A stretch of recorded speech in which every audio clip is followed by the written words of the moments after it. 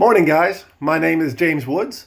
I usually go by Jim, and this is my introduction into Management 402, Legal Issues in Information Security.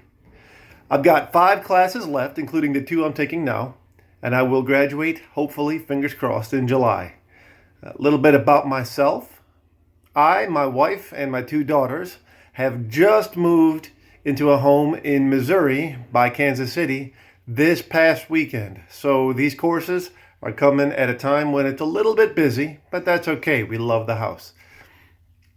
I have a couple of hobbies, such as rebuilding cars. I've got a 1982 Mini from England that I'm almost done with, and I've got a 1968 Morris Minor Traveler that I'm going to work on next, sitting in the garage waiting to be restored. Other than that, we like to camp, we like to hike, we like doing stuff around town and getting out as a family, enjoying each other's company. So those are kind of my hobbies in addition to my 70-pound dog. She's a Weimaraner and she's a little crazy, but it's fun. So how about this information security stuff? How has it impacted my life? Well, when we think impacted, I think a lot of us think negative, but I'd like to be positive. I do a lot of my things online, such as my internet banking, the loan I just signed for this house. When I sold my other house, almost everything was done online. The fact that I could go in and read the security policies and then see the dual factor authentication in order to complete all the paperwork that I had to do made it very, very simple. That meant I could sit here in Missouri and sign the paperwork on my house in South Carolina without worrying about security or the information being lost or stolen in between. And that was a great feeling. I could see the security practices in place and I could use them, and everything went very, very smoothly. So that was awesome to see the process of security in place with those 2 transactions. So instead of sharing some things with me personally, some people that I have known have been impacted by information security, and I'd like to share that. So family member, elderly, got a phone call at his home and was offered computer protection from a salesperson on the other end of the line.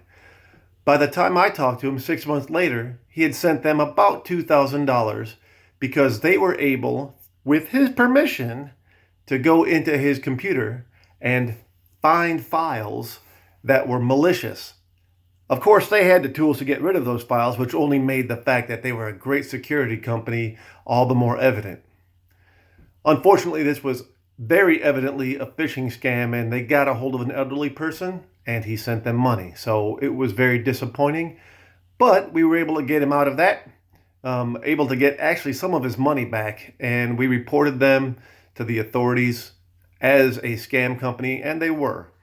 The first step that they did was to ask for access to his computer. So this company who called him to sell him protection for his computer had full and unfettered access to his entire computer.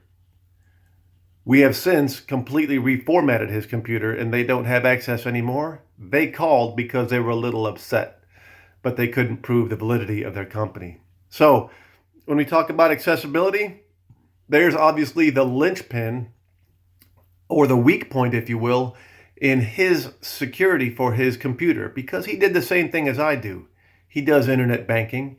He does some issues online, or takes care of some issues online by using his computer. And he gave a foreign entity that he did not know at all complete access to his computer. So the weak point, him and his security knowledge of his computer. Not a great thing. Not a great story, but it happens, and I'm glad that he didn't spend any more money doing it. Another story was back when I was in the Air Force. I retired 3 years ago from the Air Force. I was an aircraft maintainer. Somebody had the great idea to take all of the paper guidelines that we had for working on airplanes and put them on laptop computers. And it sounds great until the server goes down and there is no backup. When that happened, we found out that we couldn't work on airplanes anymore because our information had to be updated at least once every 5 days, and the system was down for 10 days. Can we work on airplanes? Well, it's a national security issue. We had to work on airplanes. So we had to get authorization to use outdated information on the computer. Even though it was only 5 days old, it was still the law. So that goes to the accessibility and the integrity of information, because if you can't access it, then the information is completely useless. With the instance of the elderly gentleman I was talking about, that's your integrity of your information, where you give someone else access, and the authentication and the integrity of the information that they've used goes against all good information security practices. So those are a couple examples that I had as far as impacts to my life when it comes to information security. I'm hoping that this course will give me a better outline as far as the legal issues when it comes to information security and the things that actually go into it.